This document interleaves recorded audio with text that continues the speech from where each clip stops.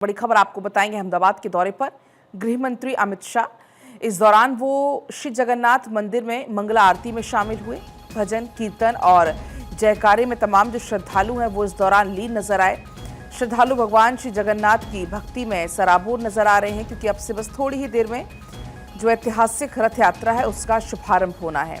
आपको बता दें कि ये भगवान जगन्नाथ की 148वीं ऐतिहासिक रथ यात्रा होगी और जिसकी शुरुआत अब से बस थोड़ी ही देर में होने वाली है। आपको बता दें कि 148वीं जगन्नाथ रथ यात्रा ये होगी।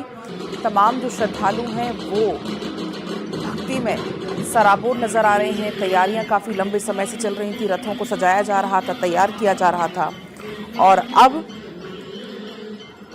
जगन्नाथ यात्रा जिसकी तैयारी पूरी हो चुकी है, थोड़ी ही देर में ये यात्रा की भी शुरुआत हो जाएगी और फिर से जय जगन्नाथ की गूंज चारों तरफ सुनाई देने वाली है। तो जगन्नाथ रथ यात्रा आज से भक्ति, आस्था और सांस्कृतिक एकता का अद्वितीय संगम लेकर पुरी की पावन धरती पर आरंभ हो रही है और ये रथ यात्रा आषाढ़ शुक्ल द्वितीया से शुरू होकर 9 दिन तक चलेगी। यानी कि आज से लेकर 9 दिन तक ये रथ यात्रा चलने वाली है, जिसमें भगवान जगन्नाथ अपने भाई बलभद्र और बहन सुभद्रा के साथ गुंडीचा मंदिर, यानी कि अपनी उनकी मौसी का घर कहलाता है, उसकी तरफ प्रस्थान करेंगे। ये रथ यात्रा हिंदू धर्म की सबसे विशाल और ऐतिहासिक यात्राओं में से एक है। फिलहाल ये तस्वीरें हैं अहमदाबाद की, जहां पर केंद्रीय गृह मंत्री अमित शाह मंगला आरती में सुबह सवेरे शामिल हुए। इस दिन आपको बता दें कि तीनों देवता अपने अपने रथों पर सवार होकर भक्तों के साथ पहले नगर भ्रमण करते हैं, जिससे हर भक्त को भगवान के साक्षात दर्शन का मौका मिलता है। मान्यता यह है कि जो भी श्रद्धालु भगवान के रथ को खींचते हैं, छूते हैं, तो उन्हें पुण्य, मोक्ष और भगवान की विशेष कृपा की प्राप्ति होती है। फिलहाल ये तस्वीरें आप देखिए, केंद्रीय गृह मंत्री अमित शाह आपको नजर आ जाएंगे, जो अहमदाबाद में 148वीं जगन्नाथ रथ यात्रा में शामिल हो रहे हैं और अब से पुरी में बस थोड़ी ही देर में जो भव्य जगन्नाथ रथ यात्रा है उसकी भी शुरुआत हो जाएगी।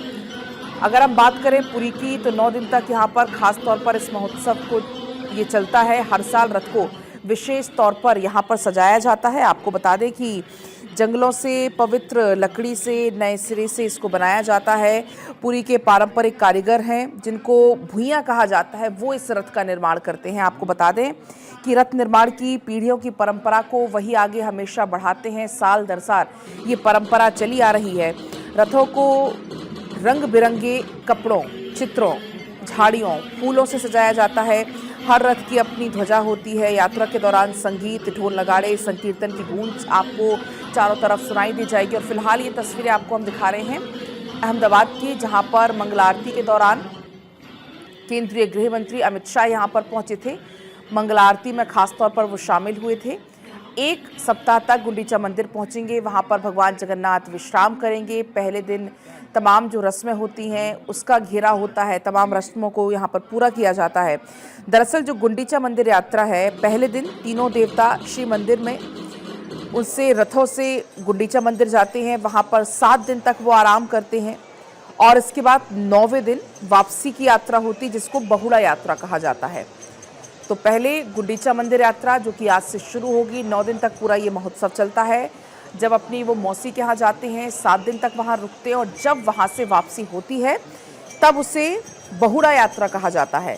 रथ यात्रा के अंतिम दिन सुनाबेसा की रस्म होती है, जिसमें भगवान को सोने के आभूषणों से श्रृंगार किया जाता है, उनको सजाया जाता है।